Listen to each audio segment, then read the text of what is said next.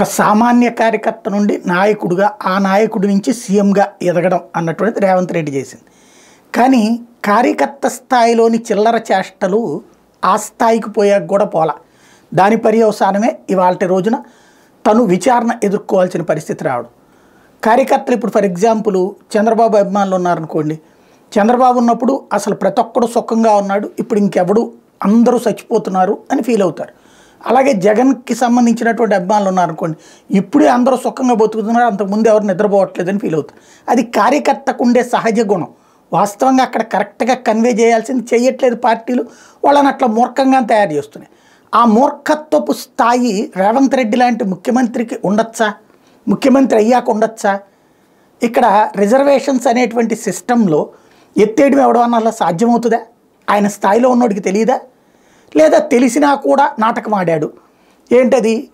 అమిత్ షా చెప్పినటువంటి మాట, Muslim reservations తీసేసి ఆ 4% బీసీ ఎస్సీ ఎస్టీలకు ఇస్తామంటే దాన్ని కట్ చేసి బీసీ ఎస్సీ ఎస్టీలకు రిజర్వేషన్ తీసేస్తాం అంటే ముస్లింలకు తీసేస్తామన్న పదాన్ని అటు మార్చేసి బీసీ ఎస్సీ ఎస్టీలకు ఇస్తామన్నటువంటి పాయింట్ ఇటుకు తెచ్చి ఇస్తాం తీసేసి రెండింటినీ కలిపేసి ఒక ఫేక్ వీడియో సృష్టించి వదిలిపెట్టడం. అది సరిగ్గా కావాలంటే రేవంత్ రెడ్డికి తెలియదా? తెలిసినా కూడా తప్పు చేశాడు. లేదా తనని ఎవడు ఏమనట్లే, నేను ముఖ్యమంత్రి స్థాయిలో ఉన్నాను కాబట్టి అన్న ధైర్యంతో చేశాడు.